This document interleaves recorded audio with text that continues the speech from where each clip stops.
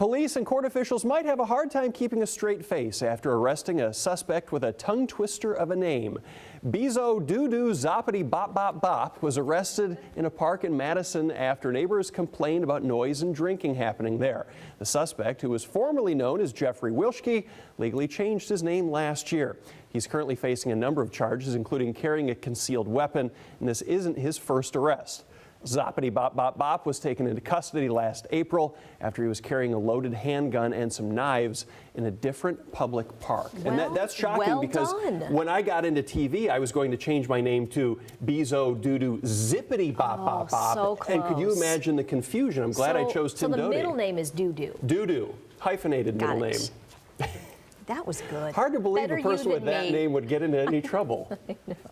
A wrecked cargo ship in New Zealand splits in two, causing debris and oil to spill out into the water. The Rena has been stranded there since last year. Increased risk from nuclear weapons and the Japanese nuclear power plant meltdown. Terrorist threats to use dirty bombs with stolen material also played a role in that decision. In our #1 story, the price at the pump. Gas prices jumping by about 30 cents a gallon around West Michigan today. Drivers are still finding regular unleaded at $3.36 a gallon in some locations, but just a mile or two away, signs are saying $3.69. GasBuddy.com says prices were rising for no reason except for an emotional reaction to Iran threatening to close the Strait of Hormuz, which of course is a vital waterway for global oil shipments. I got to mention that doomsday clock. As a kid, that would always terrify me. I know. Do we need to call it that? I understand they're trying to get a point across. Well, now but it's a minute closer. Yeah. It's like that REM song, you know, it's the end of the world as we know it. And I feel fine. And I feel fine. And our #1 story today is Friday the 13th. And for the superstitious folks out there, this won't be a good year because this is the first of 3 Friday the 13ths in 2012. Fear of Friday the 13th dates back to the late 1800s, and if you're not afraid of the day, you should be scared of the word used to describe it.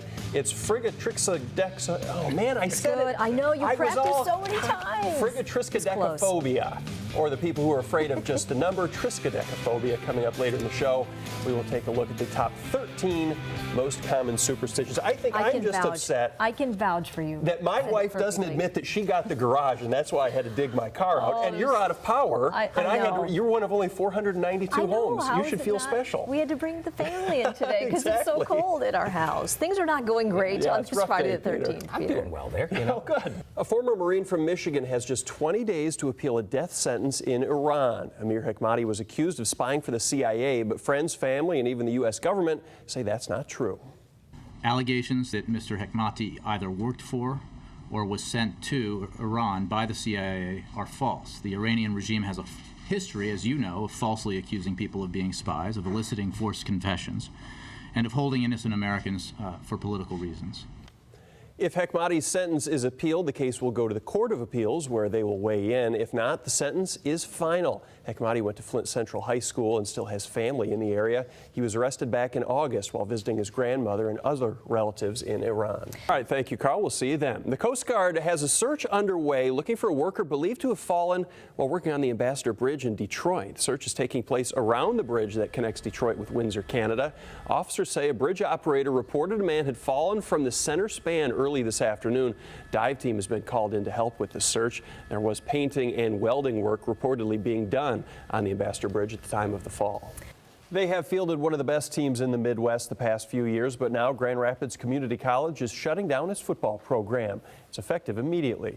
School President Stephen Enders said it was a hard decision, but one that had to be made. Problems with travel. Some games required 19-hour bus rides, and problems finding housing for players were key, along with the recent departure of Coach Tony Annese.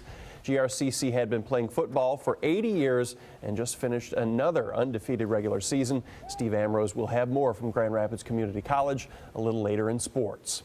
It's a time for automakers to show off and toot their own horns. And unlike the past few years, there's a lot to be hopeful for as the North American International Auto Show rolls into Detroit. The event will feature 40 new models or redesigns, including that car right there, the Ford Fusion. The Mercedes SL is new, as well as a new version of the Toyota Prius. They even have a tractor there for the first time.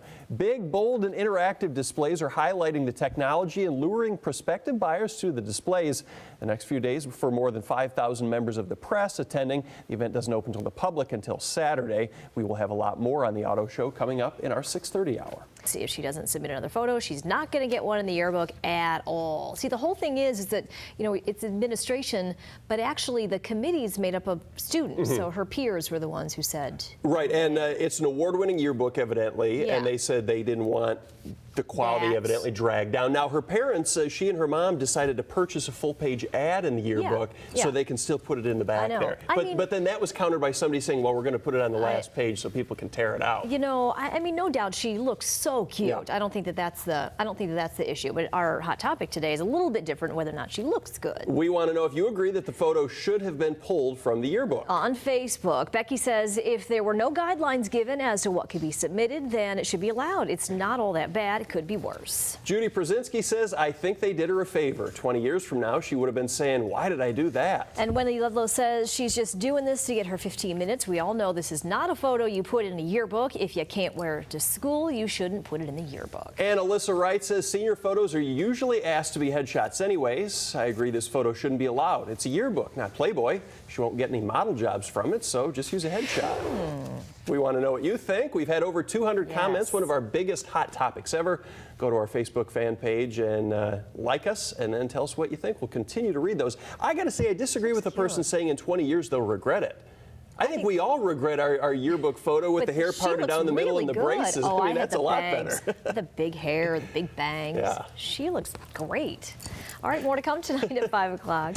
It's a chance to do what many only dream of. Get on the ice with pro hockey players. Coming up, a preview of the Griffins' annual Great Skate Winterfest. From an